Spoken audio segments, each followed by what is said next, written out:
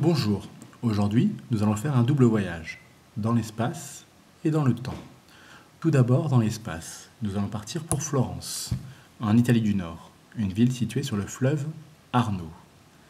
Ensuite dans le temps, nous allons partir pour le début du XVe siècle, 1401. À cette époque, Florence est une ville dynamique et florissante. Elle profite pleinement de l'expansion économique de l'Occident.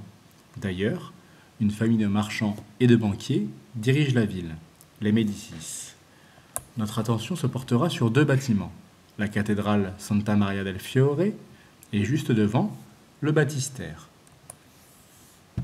Voici une vue actuelle du site. Au premier plan, on peut voir le baptistère, c'est-à-dire un espace où l'on baptise les futurs chrétiens. Et au second plan, la cathédrale Santa Maria del Fiore. Juste à droite, vous pouvez voir le campanile, c'est-à-dire la tour qui porte les cloches. L'ensemble de ces bâtiments est couvert de marbre.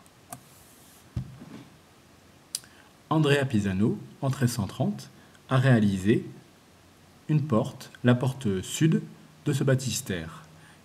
Pour cela, il a construit un modèle qui s'articule autour de carrés. À l'intérieur de ces carrés se développe un quadrilobe qui porte la scène représentée. Toutes les scènes représentées sont tirées de l'Ancien et du Nouveau Testament.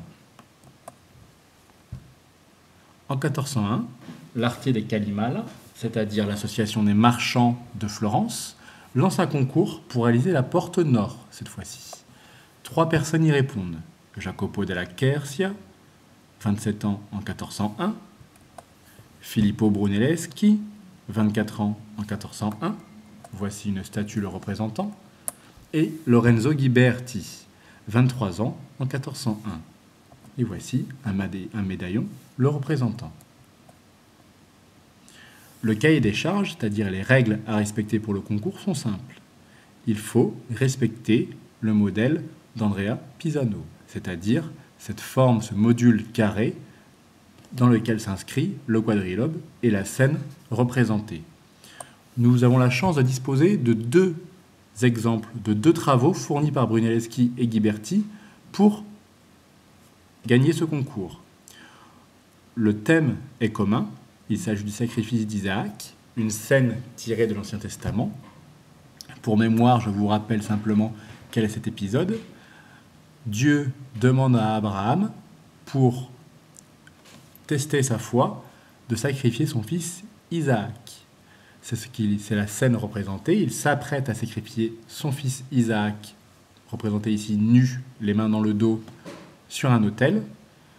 On voit dans les 2 scènes l'ange arriver et arrêter le bras du père, donc le bras d'Abraham, au moment où il s'apprêtait à tuer son fils.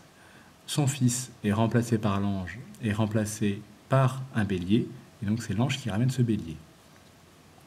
Ainsi, selon les textes, Abraham a éprouvé sa foi, il a témoigné de sa foi envers Dieu. C'est le plus jeune, Ghiberti, qui va remporter le concours. Donc pour mémoire, je resitue la porte d'Andrea Pisano, la porte au sud du baptistère. Voici une vue complète de la porte. Cette porte nord que Ghiberti va construire se présente de la même façon, articulée autour de carrés et donc du motif quadrilobé. Elle est en bronze doré. Ce concours est très important car il nous montre le changement du statut de l'artiste. L'artiste est reconnu pour son talent et son savoir-faire. Il devient un personnage extraordinaire. Dans le premier sens du terme, quelqu'un qui a un talent qui sort de l'ordinaire. D'ailleurs, l'œuvre de Ghiberti, cette porte nord, sera reconnue par ses contemporains. On lui confiera quelques années plus tard la porte du paradis, c'est-à-dire la porte est, qui fait face à la cathédrale Santa Maria del Fiore. Voici la porte du paradis. Ici, on voit il y a un changement de modèle.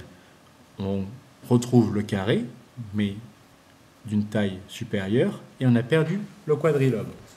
Je vais vous présenter une scène.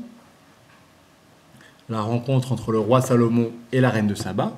Donc on est entre 1425 et 1452. Et là, on note une grande différence. On note déjà une multiplication des personnages qui s'organisent autour du couple formé par le roi Salomon et la reine de Saba. Ce couple et l'ensemble de ces personnages devancent une architecture.